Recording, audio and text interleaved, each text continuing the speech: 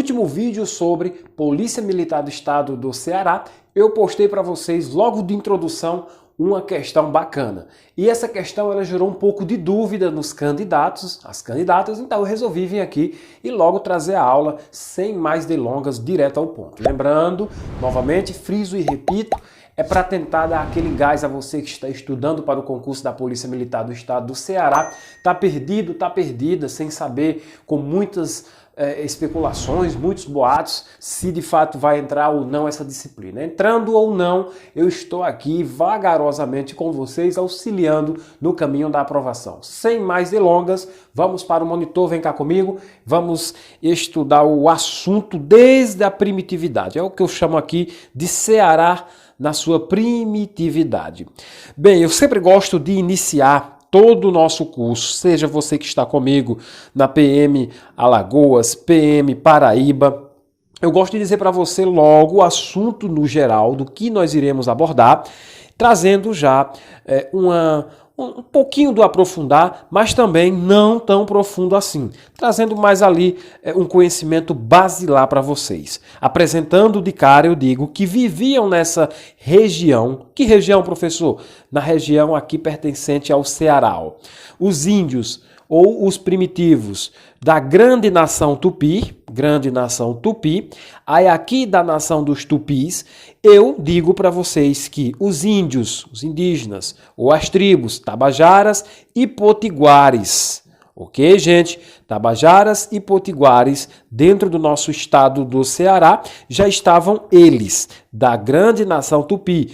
E também mais para o interior, para a região hoje que nós conhecemos como a região do Cariri, que é a parte sul do estado cearense, ali próximo a Juazeiro do Norte, Crato, Barbalha, Caririaçu, Missão Velha, Porteiras, no sopé da Chapada do Araripe. Aqui ficava justamente quem? Os indígenas pertencentes à tribo dos Cariris, ou também Grande Nação Cariri.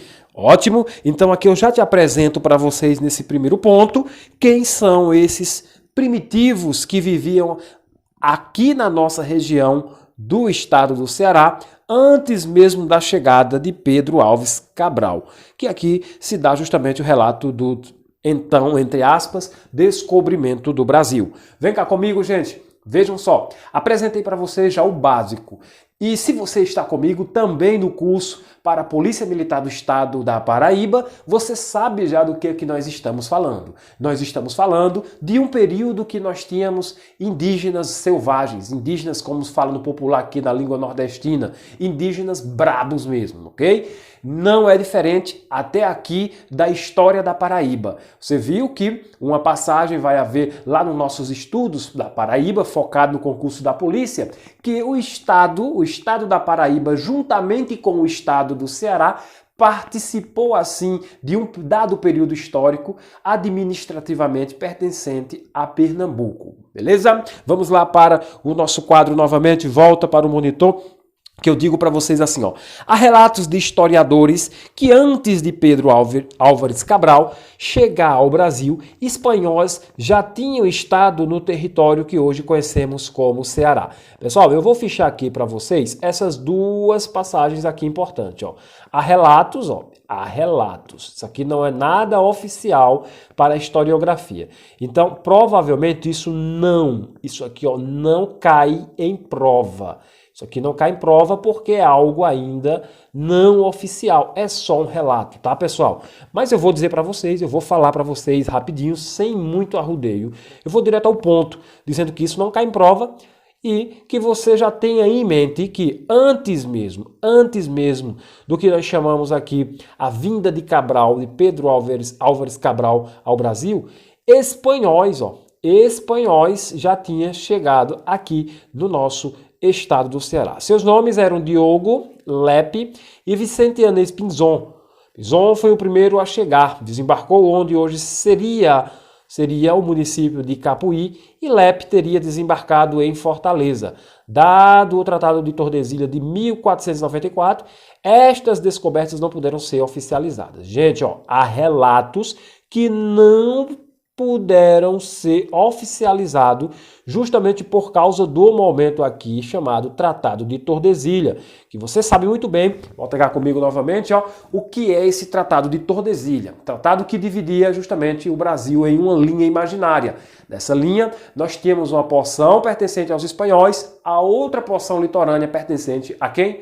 Aos portugueses, ok, pessoal? Então, devido a essa divisão, isso não foi reconhecido. Isso o que, professor? Essa entrada do Vicente Yanez Pinzon e Diogo de Lepe aqui dentro do estado do Ceará, ó, não é oficializado na nossa historiografia. Por isso que eu digo, não há probabilidade disso cair em tua prova. Vamos lá? Novamente, mas eu disse, está dado o recado, estou com a consciência limpa do que está devendo um assunto para vocês.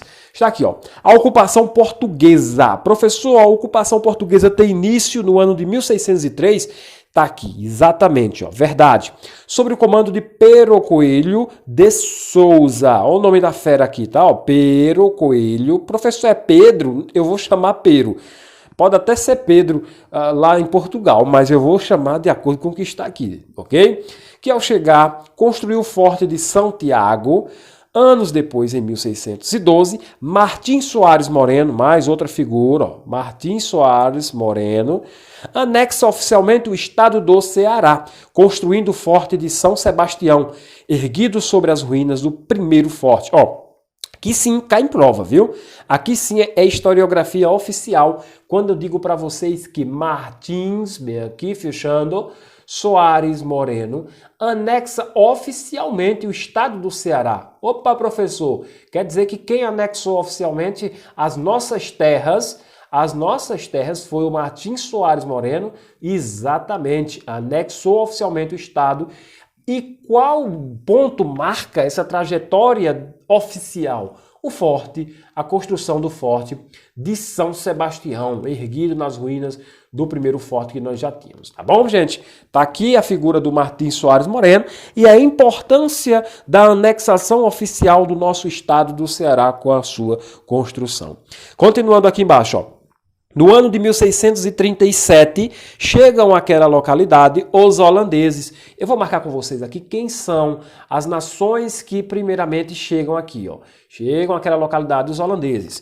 Estes holandeses foram expulsos pelos índios em 1644. Ó. Mas em 1649 os holandeses retornaram e construíram um forte, o Forte de Schonenbosch, às margens do rio Pajeú, onde seria erguida a cidade de Fortaleza.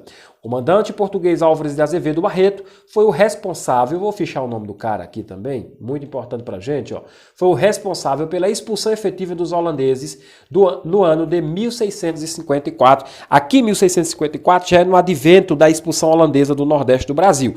Não é só do Ceará não, viu? Aqui nós estamos no contexto da capitulação em 1661, oficial a carta, o Tratado de Haia, né? Quando os holandeses caem fora do Nordeste brasileiro. Aqui eu tenho uma importância para você nesse segundo parágrafos, assim por dizer, que, olha só, os holandeses aqui estiveram, não foi isso? Acabei de falar para vocês, ó.